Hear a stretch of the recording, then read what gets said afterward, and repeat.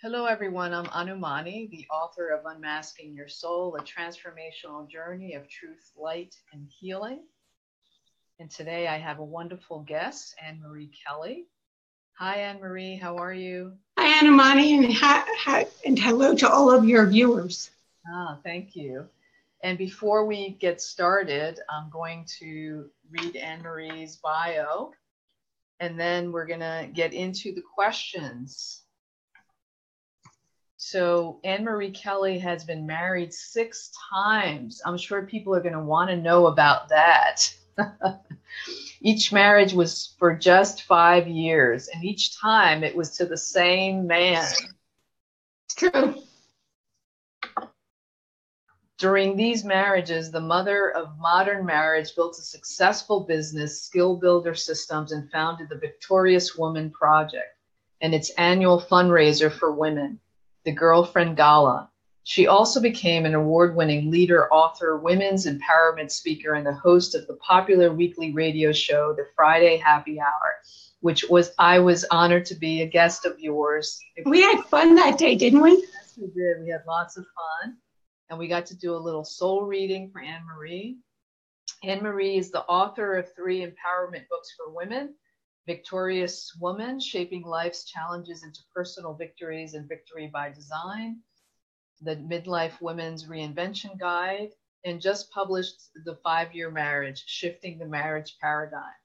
Annmarie waited a long time to bring the 5-year marriage to women and couples who want to shift the marriage paradigm in their favor. She's excited to finally share it with the world. I am. I'm really jazzed about it. That's so wonderful. Do you have a copy there, Annmarie? I actually do. We'll show our audience.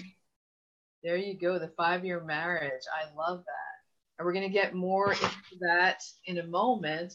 I always like to start our audience off with the same question, asking my guests what their experience of soul is, what your definition of soul would be. So let's start with that, of your experience with your own soul. I think it was when I was interviewing so many women for my first book, Victorious Woman, that I started to realize that the thing that most people, and people would ask me all the time, what's the thing that you would tell women is the most important thing that they do? And it's to be who you really are. And I think that as I've matured and gotten older, I've realized that that really is the thing. It's being that your soul is who you really are. It's the essence of who you are. You know, it's that stuff that, you know, you're always talking about unmasking. It's, you know, we put so many masks on that cover up who we really are. So I think when you get right down to it, your soul is who you really are at the core of yourself. Yeah, I love that. And that's absolutely what we're going to be talking about, is getting to who you are, right? You always weren't who you are now. And so we want to hear about how you got to this place, right, where you wrote these books, and you obviously had many experiences along the way. So can you tell us a little bit about your journey of unmasking and the masks that you were wearing? Perhaps there was one in particular that you really felt during your life. Tell the audience about, you know, the things that you experienced that got to where you are today. Well, you know, Annmarie, I call myself a recovering good girl because I think that's how I spent most of my life, and even now, you know, like that's I'm still in recovery, but I'm not completely over it. So I think that good girl mask was the really big one for me, and it started to come off when I was in my 20s, and I grew up in an Italian Catholic family. So I knew from early that I was supposed to go to school, get married, have children, you know, I call it the pre-program. You know, you go to school, you have it, you get married, you buy a house, you have more kids, you buy a bigger house, you know, and then by about 45, you're done. And that was the direction I was going in. And I got engaged when I was 22. And something happened one night when we were on a double date, and my girlfriend called me the next day, and she said, you know, Jimmy was telling Joe that he was saying some things that Joe didn't, and that was her fiance, didn't think that was quite marriage minded. So I was going to blow it off. I was just going to say, she tends to be over, a little dramatic and whatever, but I didn't. And I called up Jimmy and I said, we need to talk about something. And I really was hoping that night that all would go well, and he would say, oh, that I didn't mean whatever that was. But he didn't. When we went out for something to eat, and I said, this is what happened. And he said, and I said, that doesn't sound like he didn't think you were very marriage minded, and it really doesn't sound like you are. So what's the story? And it turns out that he really wasn't. I think that he would have gone ahead and got married because that was the direction we were going in if I hadn't brought it up. But happily, I did bring it up. It wasn't easy at that time. That was like the first thing. But here was the big unmasking at that point in my life. It wasn't breaking my engagement. It was when I went home and I talked to my parents, and I went, I was crying. We were both crying in my driveway. I gave them back the ring. We were both crying. And then I went inside and told my parents, and my father went ballistic. Mm-hmm. And I don't think this happened in the whole 20th century, but my father was interested in filing a, when you break your engagement? Oh, when you break your engagement? A breach of promise. Oh, he was going to sue the guy I was engaged to for a breach of promise. I really don't think that happened in all of the 20th century, but it almost happened with me. And I remember running up the stairs to my bedroom, throwing myself on the bed, and I was hysterical crying. It took me, because I thought my father's angry with me. I think it was after that I thought, first of all, my father didn't even realize that it was me who broke the engagement. So if he was going to sue anybody, it would have been his own daughter. But that was just part of it. The other part of it was that my father loved me, and I know he did. And I realized at that point that if my father, who really loved me, could not get past that Italian Catholic agenda of married and children to know what was best for me, there was never going to be another living person who was going to know what was good for me as much as I would know. And that was really, that was really the beginning, because up until then, I just did whatever anybody told me. I was a good kid. I did all the right thing. Well, I got in a little trouble, but mostly I was on the path. And right. After that, all that good girl stuff stopped at that point. Not all the good girl stuff, most of the good girl stuff. I was on a path. And you know how it is when you're making that shift. It's not easy, and then people aren't always happy that you're doing it. Yeah. And I can completely resonate with that story, because I also was raised Catholic in a Puerto Rican family. And I remember my cousins would say to me, I was in my early 30s, like, when are you getting married and having kids? So there was a part of me. Oh, yeah, because if you were in your 30s, yes. Oh, my goodness. It's like, oh, my God, what's wrong with you, I know, you were really off the reservation. and feeling that good girl also within me that I need, like, yeah, what was wrong with me? I had to get married and, have kids.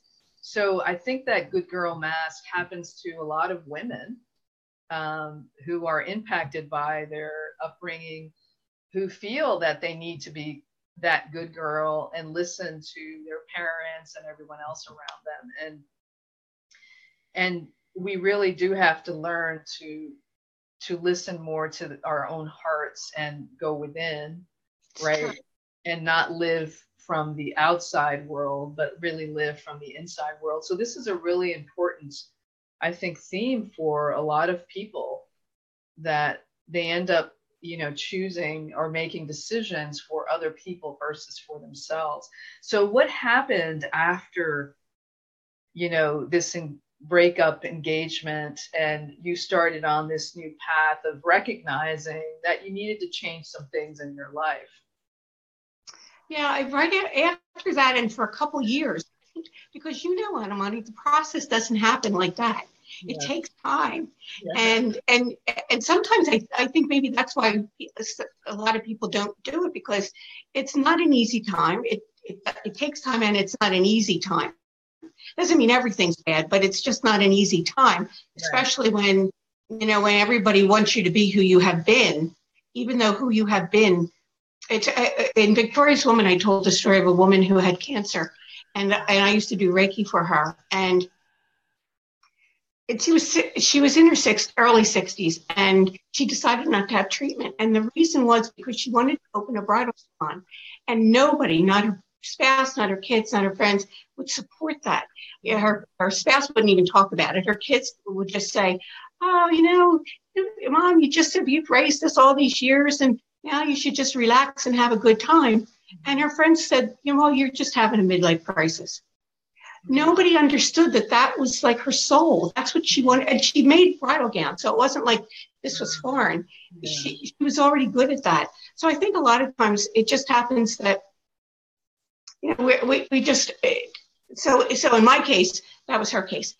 And she ended up, I saw her up until the day before she died. But when I went to the ceremony, the church, the mass, I thought, wow, all of these people are the people for whom she didn't want to change, that loved her so much. And as I was saying it then very dramatically in the back of the church, loved her to death because she wouldn't change for them. Yeah. So that's always a hard. So I went into that valley for a couple of years. And when I came out, it was different for me, because I realized that I knew better for me than anybody else. And the hard part was learning how to make those decisions and taking those steps of making those decisions, and sometimes falling down and then having to pick myself up. One of the really good things in that period, I moved out of my parents' house, which was such a big deal. My father didn't talk to me for a year. And, I knew I was out there on my own, because I couldn't go back and say, I don't have money, or, whatever, because I don't know what they would say. I think that they were all hoping I would move back, but there was nothing that was going to, I just was determined I was not. And so, I went through that time of not having money and, that kind of stuff. But I felt so strongly that I needed to be who I really was, or at least finding who I really was. And I think in the beginning, that is, you have to figure out, since you've been being somebody else all these years, now you have to figure out who you really are. Yes, that's a really good point. So how did your relationship with your parents change after that? It was interesting. My father eventually, he didn't talk to me for a year. It was like around Christmas time. The following Christmas, I just started talking to him. And I think at that point, he figured out that I had done it for a year. And when he was in the hospital dying, I said something about him, something to him, and he told me how proud he was of me. And that was a really big deal, because he died not too long after that. With my mother, it just shifted. She got older, I wasn't coming home. I think that they finally accepted that. So, that was how it ended up being. That I remember one time when my father was sick, I stayed with my mother for about a week, and I was out with my friends one night and got home around midnight. And and I wasn't a kid at that point. I was in my 20s. And my mother looked at me and she said, "Do you see what time it is?" And I said, "Yeah." And I said, "Mom." So, and like the first time that happened a couple of times. And then finally I said, "Hey, Mom, I didn't get the check." She said, "The check?" I said, "Yeah, the check." She said, "Annmarie, what are you talking about?" I said, "The check that you send me every month that helps me to pay my bills, that allows you to comment on my lifestyle." And, she didn't quite get it that first time. So the next time I said it was the last time I said it, because at that point she really did get it. And I think that really was me standing up for who I was. I was paying my bills. I was managing with, I was teaching Catholic school at the time. So I was getting like 2 holy cards a week. And, having trouble with the bank calculators. So, it was, I became a vegetarian because I could eat soybeans and I could eat eggs and I could, cheese and bread. So that was a large part of my diet because I couldn't afford to buy meat, sometimes chicken. It was a good week, like right after I got paid. Yeah. I was doing it. And the thing, and so I didn't want anybody telling me anything at that point. I made mistakes. I fell down. And when I picked myself up, the one big thing I learned during that time was I will always be able to take care of myself. Even if I have to, well, I didn't have to scrub floors, but I did, like there were times when I had 2 or 3 jobs. I know how to take care of myself. And I think for women to have that confidence, to know that no matter what happens, I can take care of myself, I think that's a really big deal. That is a big deal. That's a piece of empowerment, Annmarie, that when you give yourself that gift, there's nothing like it. Yeah, agreed. So how did you, let's fast forward into you're doing all this amazing work, and how did the Victorious Woman Project begin and your work in that area? Victorious Woman started a little bit was I didn't get a college degree until 15 years ago. And it was about 18 years ago when I decided, it was because I already had a successful business, but it was sort of getting in my way when I went out to speak. And it seemed like always people said, well, what school did you go to? So I went back I chose a program that fit in with my pocketbook and my lifestyle at Newman University. And the very first class I took, sometimes, Annmarie, we never know where things are going to take us. My very first class, we had to write a paper every week, which, while you're doing like a full-time job and you're writing a paper every week, a research paper. Interesting. But at one point, that instructor said to me, you really have a talent for writing. And I had done some writing professionally, like for, my professional association newsletters and things like that. But she said, you really have a talent. And that sort of put a bug in my head. But it was about 6 months after I graduated, it was 9/11. And, a lot of business dried up at that point. For, people weren't traveling and things. So I used to go to bed at night and say, God, just tell me what to do and I'll do it. And you know how we do that? We say, just tell me what to do and I'll do it. And then you get a message, and that's what happened for me. I got this message that said that the whole Victorious Woman book, everything came as in a capsule. One morning as I was, in that twilight sleep, just as I was waking up. And so I did, so that's that first morning, I got that inspiration and thought, no, that's not what I do women. But I was still going to bed at night and saying, God, just tell me what to do and I'll do it. And the very next month, the exact same thing happened. It was in that Twilight Time that said, write this book. It was just a capsule idea. The whole thing came together in a little capsule. And that time I thought about it from the time I got out of bed till I got to the bathroom. And I was like, I don't do women. I do corporate training and development. That's what I do.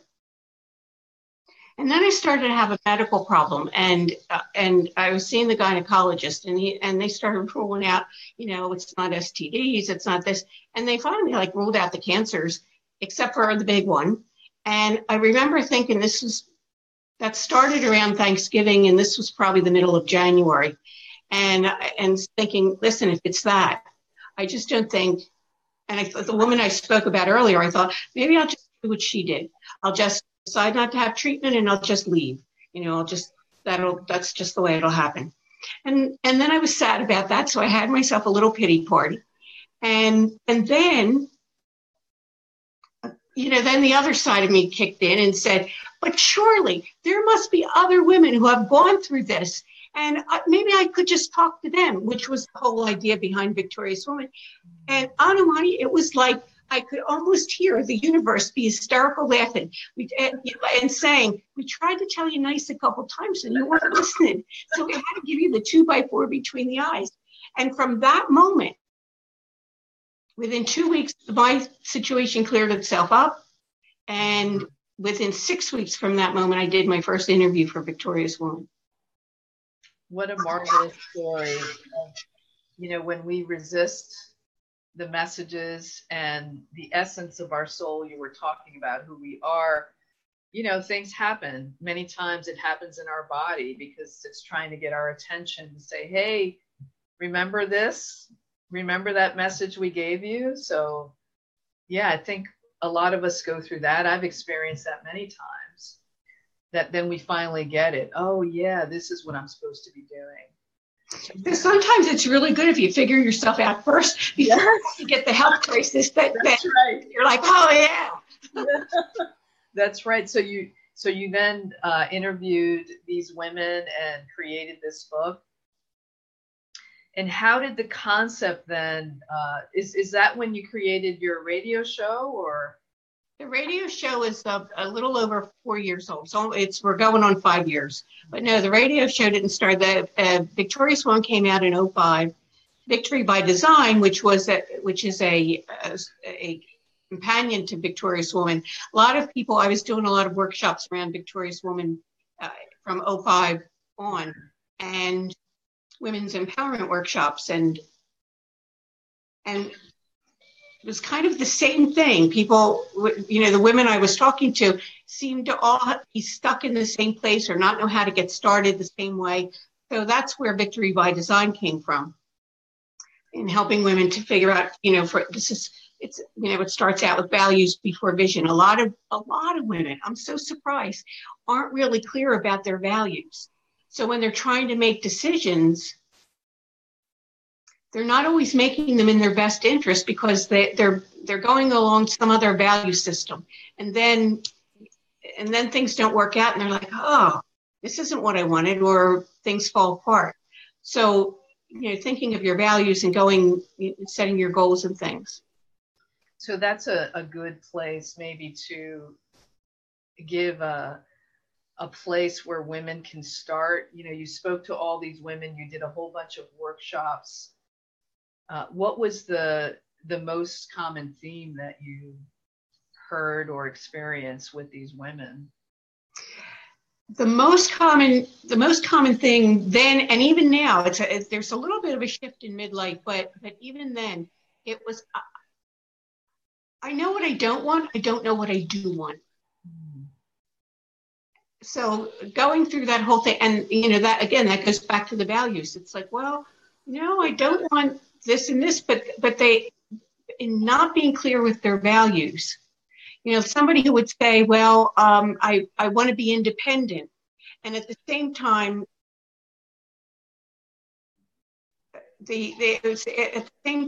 spending a lot of time trying to find a boyfriend or a partner, and those two sometimes don't fit together well. If you're trying to be independent and then leaning on a boyfriend, this can be, not always, but I think you have to get independent first, and then you attract a different kind of man into your life when you're already in that independent stage, versus when you're needy, you're attracting the man who resonates to that neediness. So if for our audience who's watching and listening now or on the replay, what would be the first step for someone who maybe is in that place where, they know they want to change their life, they don't really know exactly what they want or how to do it? Where should they start? What would be the first step? Well, I would start with the values and come up with your top 5 values. You could have 25 of them, but what are your 5 most important ones? Do you put, is God at the top of the list? Is independence at the top of the list? Is health at the top of the list? And how your values are today could be shifting as you move into midlife to getting older. Those values, like my good example is when I was 25, I never would have put health in the top 5 because I had good health. Yeah. By 40 or 50, you're thinking, oh, health is really important because if you don't have that, the other stuff doesn't matter, doesn't happen as well. So what do you value? And then start thinking, what can I be doing that honors those values? So if health is in that top 5, what things do I need to change in my life to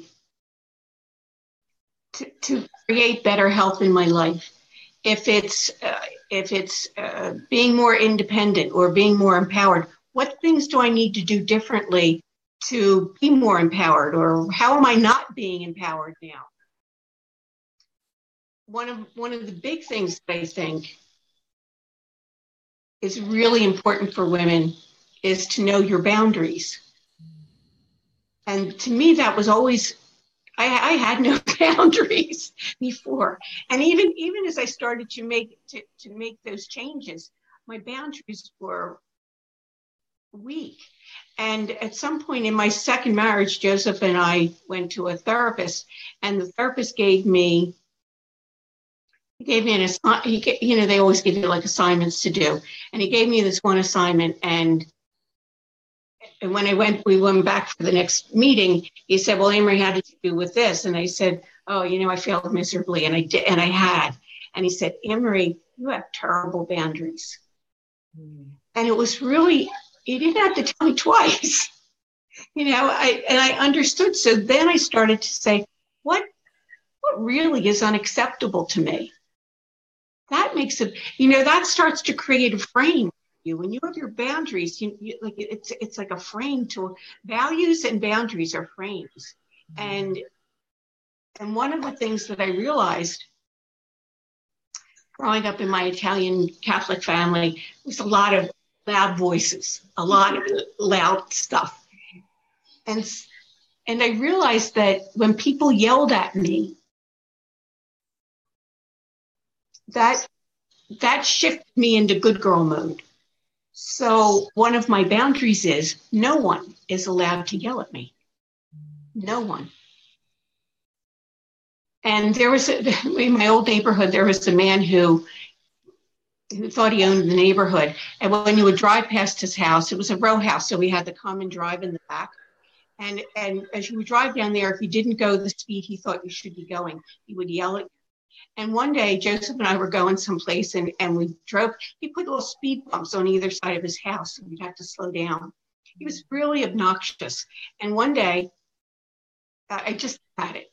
And Joseph and I were going someplace. I threw my car into park. I got out of the car, and yelling at me like a crazy person. And all I kept saying to him was, you are not allowed to yell at me. You are not to yell at me ever again. And I just kept repeating that over and over and over until he had yelled himself out. And then he stopped yelling and heard what I said. And he was flabbergasted because he just didn't know what to do with that. I wasn't yelling at him. You are not to yell at me again.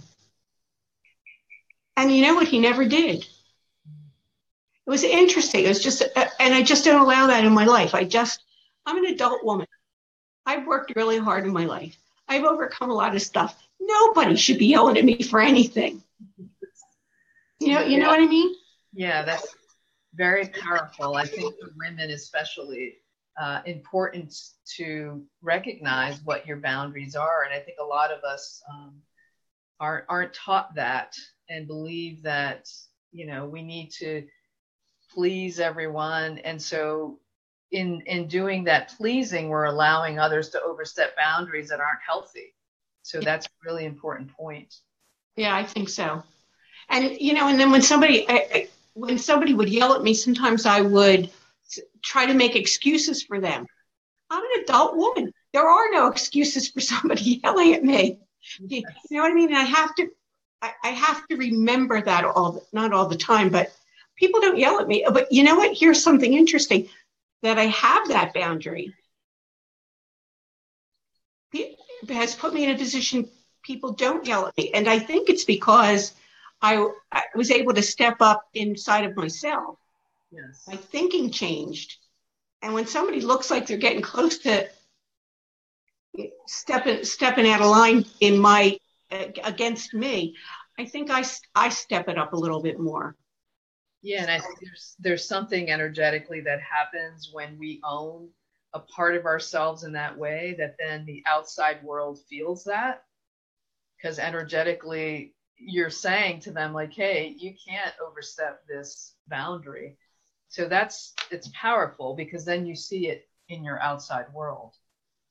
And figuring out your boundaries, that was another thing. I don't think that's easy to do, because you don't want to hurt people's feelings. For me, I was being such a good girl, and we're not schooled in how to speak up or speak out. Yeah. I think younger women might be. I think they're a little bit better at it than the women who grew up in my time frame did. Yeah.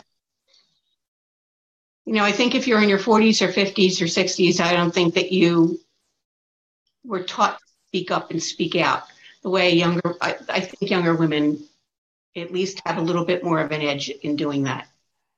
So let's talk about your 5-year marriage, because I'm sure everyone's like curious about all of this. So tell us about what inspired you to write this book. And it is a different way of thinking, a new paradigm for couples. So tell us about that. Well, after all the stuff, as I just told you, all the stuff that I did to get independent, I wasn't about ready to give that up. And it's not that I didn't want love, or it's not that I didn't want somebody in my life, or didn't want to be married, but I just wasn't going to give it up. I wasn't giving up all that independent spirit, which maybe I had it all along and just didn't know. But I had worked really hard and I wasn't giving it up. And then I met Joseph, and he wanted to get married.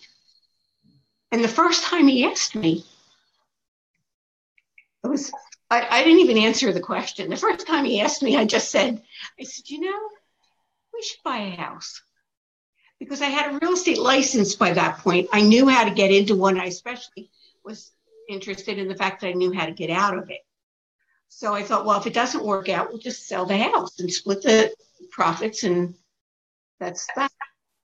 So that's what we did. We spent about 6 months looking for a house. We bought one. We moved in September of that year, and 1987. And then the following year in July, when I was thinking about his birthday, his August birthday coming up, I said, Joseph, what do you want for your birthday? He said, I want to get married. And all I could think was, snookers. How could that be? We're living together. Isn't that enough? He still wants to get married? And I said, I really just don't know what. I said, I have to think about it. And so I did. For a couple of weeks. I took long walks. I prayed and I meditated, and I tried to figure out what to make of this. How could I do this without compromising myself? And finally, one day it came to me, we could just get married for a short time. So I said that to Joseph. I said, we need to talk. And I know we thought we were going to break up at that point. But I said, look, here's the thing. And I explained everything to him. And I said, if we could get married for 5 years, and then if we still like each other at the end of 5 years, we'll get married again. If we could do marriage that way, I can do that. And so that's what happened. We got married in September of 1988. And then we got married in 1993 and 1998. So, and it's not just, some people think it's a matter of renewing your vows. It's not a renewal of vows. Because here's the thing, and this is what we have realized. We didn't realize it at the beginning, but we realized it after our second marriage. So much changes in your life over 5 years. 1 year, you don't notice the difference so much. Even 2 years, you don't notice the difference so much. But over 5 years, enough happens. You might change careers. You might lose a job. You could have kids. There's so many things that could happen. And those things change you. So if you're still thinking that you have the same agreements 5 or 10 or 15 years down the road that you had on your first wedding day,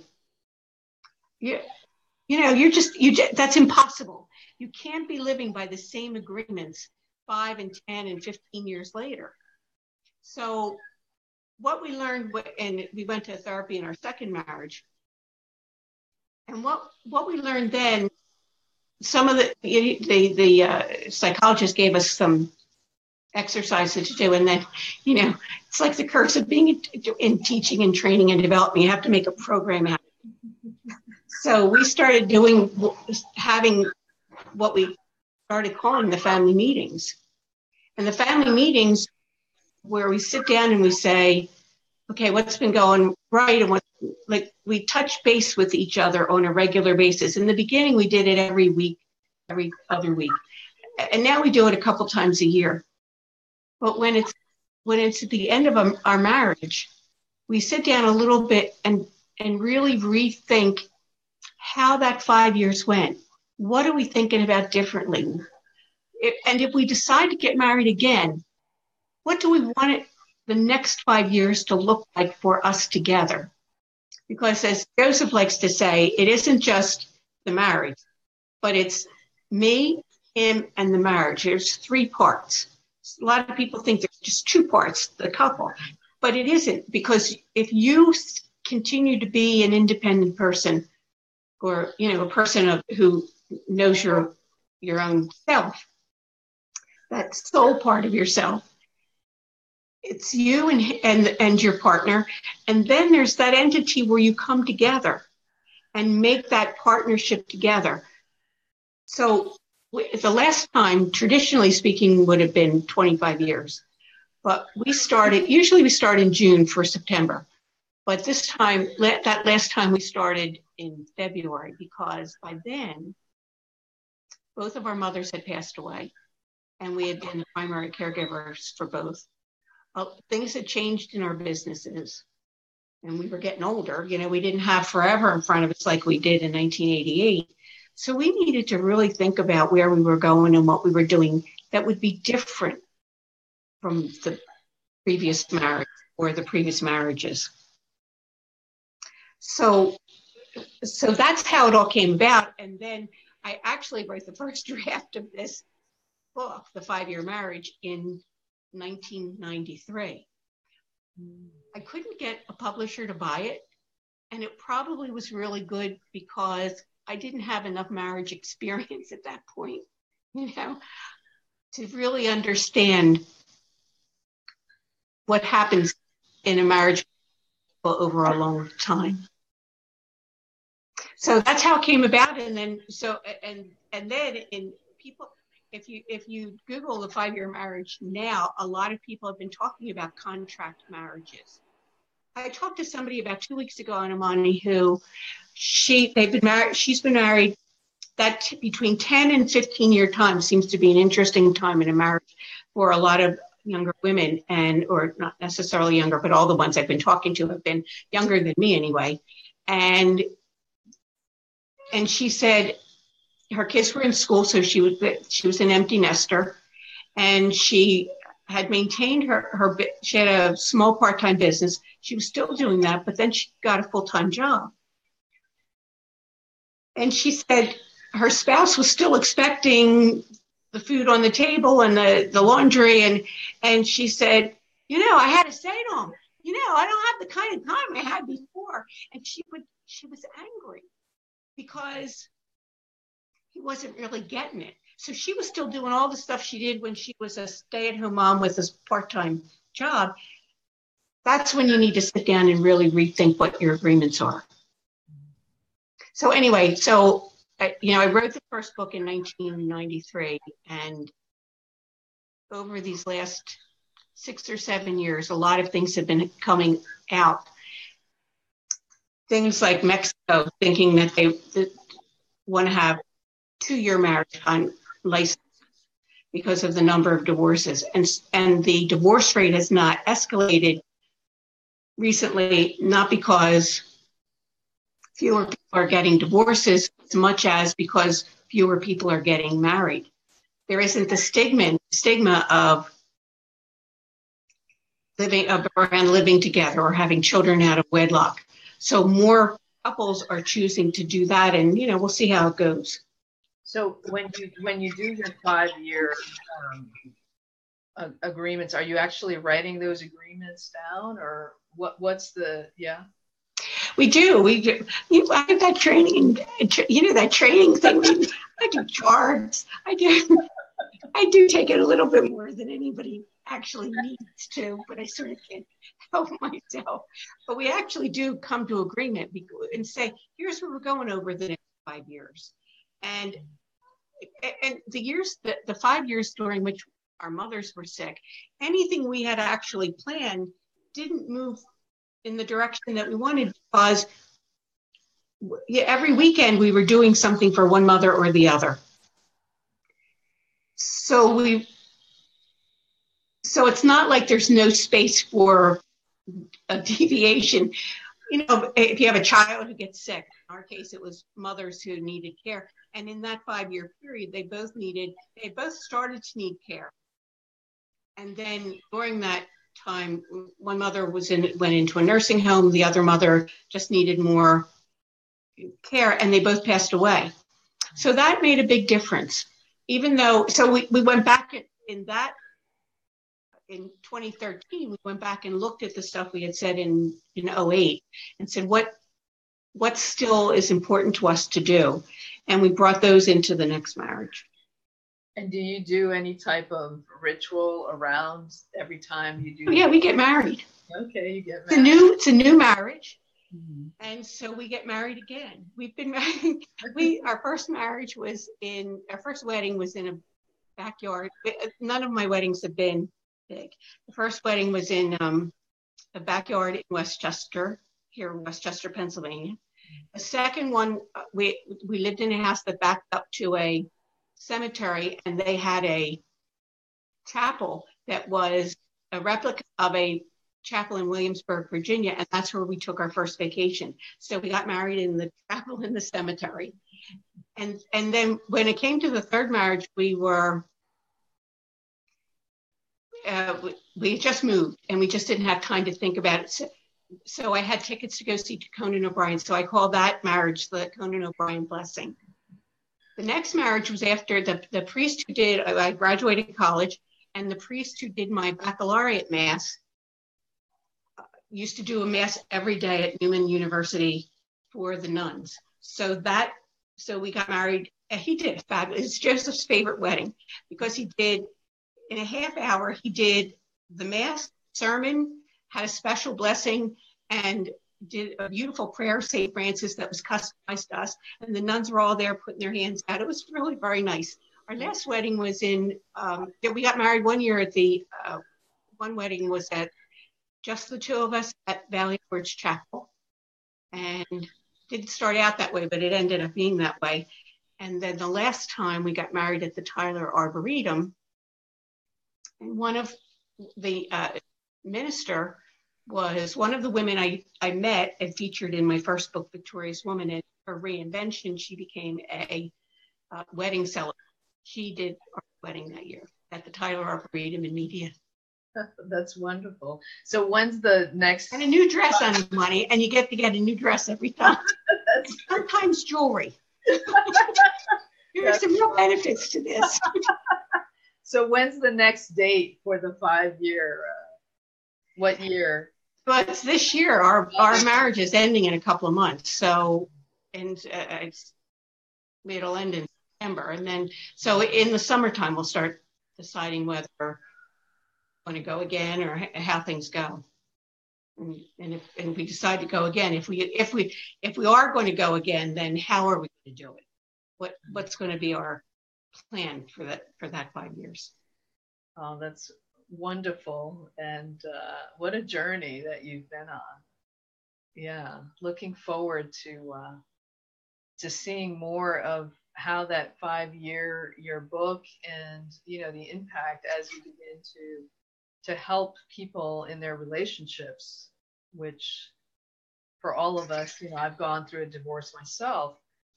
There's so much importance needed around developing relationships in a way that really is healthy. So thank you for sharing that and for listening to the guidance to create that. Yeah, thank you. It's I really, I really feel like I really feel blessed about it because it seems to be, it's been an interesting experience doing it this way. And as I've been sharing it with people 25 years ago, 30 years ago, when I shared it with people, everybody thought it was a big joke. And then, of course, you had the guys that were like, oh, I could be married to this woman and this woman. That's really not the point. The point really is not to rack up multiple partners, Right. to really create a relationship where you do have a partner. And you know what, Annmarie, I think the whole reason for marriage, I think, is that to create a level of intimacy that you really can't have with anybody else. Mm-hmm. And too often in marriages that you just start having friction and you don't get to that point. But if you create a relationship that is a partnership, and that your partner's not perfect, you're not perfect, things aren't going out like, life's going to intervene, things are going to happen. If you look at it as a partnership instead of, okay, I'm stuck with this person till I'm dead. Yeah. I think, when you think you're stuck with this person till I'm dead, resentment builds up and you get angry. But if you say, well, this is a partnership, this part of the partnership isn't going so well, let's see how we can make it be different so that it honors both of us. I think that gives you that intimacy because you really have trust for that person that you're with. Right. Yeah, that's beautiful. So what invitation would you like to make to our audience to connect with you? How can they connect with you? Is there a special invitation that you have for those watching? Something that I would like to offer all of you who are watching is if you can go to 5yearmarriage.com and sign up for my mailing list, and I'll keep you posted as I start doing workshops and retreats, seminars. So if you want to know how that happens, and if you're interested in the 5-year marriage and in those communication skills, I can't help myself. It's that training, that teacher training thing. It's like I have to do that because I really would like everybody to know how important all of that is and how to do it. And right now it's at victoriouswoman.com. I have you can download a white paper that is the avoid at all cost behaviors. So if you're seeing somebody and you're thinking, well, I don't know, is he the one? Is she the one? Take a look at these behaviors because there's 4 of them that if this partner has any of those behaviors, you want to walk the other way. Mm. So if you go on, you can download that paper and there's a link to get the book on Amazon. You can get the book on Amazon.com. So that's available to anybody that's watching now. There's a blog post at victoriouswoman.com just for you. And the 5-year marriage, is that on Amazon as well? Yeah, here. Let me show. It is on Amazon and it is in paperback and it is in Kindle format, so you can download it. Okay, great. So I will put all of those links underneath the video once we're done here. Any last words of advice for our audience, Annmarie, before we close the show? Oh, you know what? I guess I would it's what I like to tell people: be who you really are, and live the life you'll love living. Because I remember my mother was 90 when she died. And I remember being in the hospital with her one time and we were talking, I said, oh, they were saying, you don't look like you're a day over 80. And I said, how about, like 90 years. I said, yeah, my mother was not a philosophical woman, but she just got very wistful. And she said, and it went so fast. And at that moment, I had to actually be present with her. But when I came home that night, I was saying to Joseph, he said, oh my God, 90 years and it went so fast. It kind of freaked me out. I think it's that making the most of your day, making the most of your life, doing what you love and not having a lot of those regrets. Yeah, that's that's a wonderful to really be present to the life that you're living, so that, I think it was Wayne Dyer who would say, don't live with your music, don't die with your music still inside of you. Yes, yes. And we forget about that. And Annmarie, on the radio show, as you know, I mean, you have reinvented yourself, and that's mostly what I do on the Friday Happy Hour. I interview women who have done, most of the time, almost always they're women, and most of the time they're women who have reinvented their lives. Maybe they left their job, or they got a divorce, or something happened, and then they started to fill themselves up, and they're living lives that they love. Not that they hated the life that they had before, but now they're really loving what they're doing. And they're in their 50s. I had a woman who wrote her first book in her 70s. It's like, I just don't think it's too late at any point in time. Agreed. Or too early. No, never too late, never too early. So thank you, Annmarie. It's been wonderful being here with you today. Thank you, Annmarie. This was great. Thank you so much. You are so welcome. And I just want to remind our audience that you are loved and you are loved. And I'll be back with you next week on Monday. Take care, Annmarie. Bye. You too, Annmarie. To all your viewers. Thank you. Bye-bye. Bye.